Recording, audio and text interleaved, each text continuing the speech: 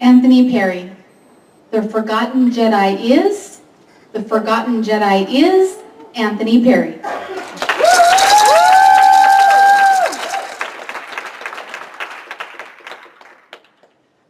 A long time ago in a galaxy far, far away, when the tensions between the Empire and the rebels were at their highest, I was there to witness the events.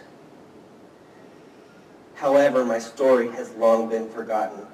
Until today, you may know me as Anthony Perry, but I was once known as the great Jedi, Antiwaninoni, Earthwalker.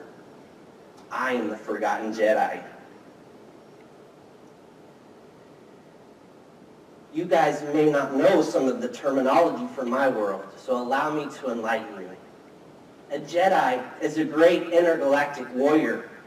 You can think of a Jedi as Chuck Norris from outer space. A Padawan is a Jedi trainee, or a baby Chuck Norris from outer space. And Yoda is a little green, backward-talking Chuck Norris from outer space. And that's about all you need to know. I was once a young Padawan myself.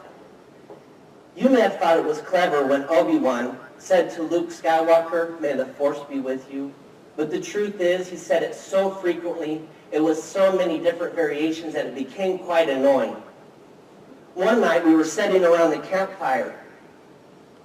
After a long day's training, Obi-Wan came up to one of my fellow Padawans and said to him, to one of my colleagues who were roasting a marshmallow, he said to him, "May the s'mores be with you." To another who was dozing off to sleep after hard days of training, he affirmed, "May the snores be with you." And to a third who was eating his meal sloppily as if he had never seen a utensil in his life, he said, "May the fork be with you." One thing that I will never understand is whose idea was it to put Yoda as the grammar teacher of the Padawans. Could you imagine our confusion when we had to learn rules of grammar such as, "Singular participles you must not do." Or the passive voice you must never use. Or my personal favorite, "Before E, except after C, I is."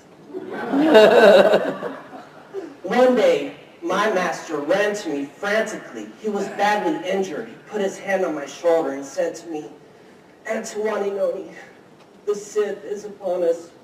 You must run to a galaxy far, far away and do not come back until it is safe to resume the fight."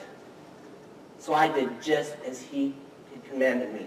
I hopped in the closest escape pod and I fled to a galaxy far, far away until I landed at a mysterious blue-green planet you know as Earth. I landed right here in the barren desert land of Arizona. You guys, it is hot here in Arizona. And I will never understand your justification that it's a dry heat. You know what else is a dry heat? The sun is a dry heat. And you didn't see me land in my escape pod there now, did you?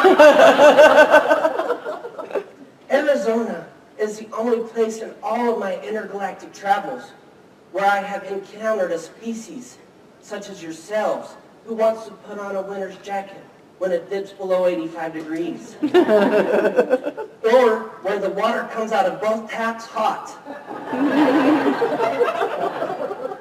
And the heat is not my only concern here in Arizona. I tremble today of ever coming face to face with the great bounty hunter you know as Sheriff Joe. Because I know how he feels about illegal aliens. But I have made this place home. As a matter of fact, I married a fellow alien from Mexico. And we're raising 2 beautiful Padawan children. One day I thought it would be a great idea to introduce my wife to my old friends from back in my Star Wars days. So I took her with me and we had an introduction. The exchange went something like this. She said, "Oh, it is so nice to meet you. I have waited so long to make your acquaintance, Senor Juan Cholo.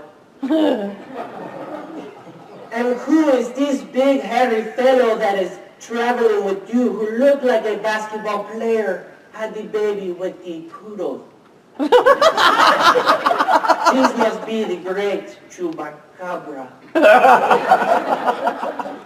And this beautiful lady who is traveling with you, who look like two Cinnabon on the side of the head, this must be Princesa Macarena." We were taken aback. We had no idea what she was talking about. Leia was like, "Excuse me, but my name is not Macarena." To which my wife replied, "Sure it is. In the great land of Mexico, we know you as Princesa Leia Macarena."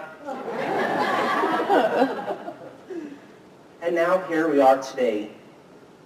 I have feelings of gratitude in my heart for all of you joining me as I have told you of my intergalactic journeys.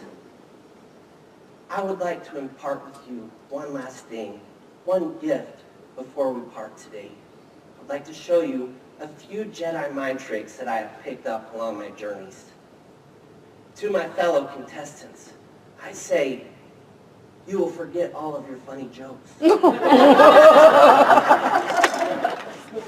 To the judges, as you're filling out my evaluation, you will only see perfect scores.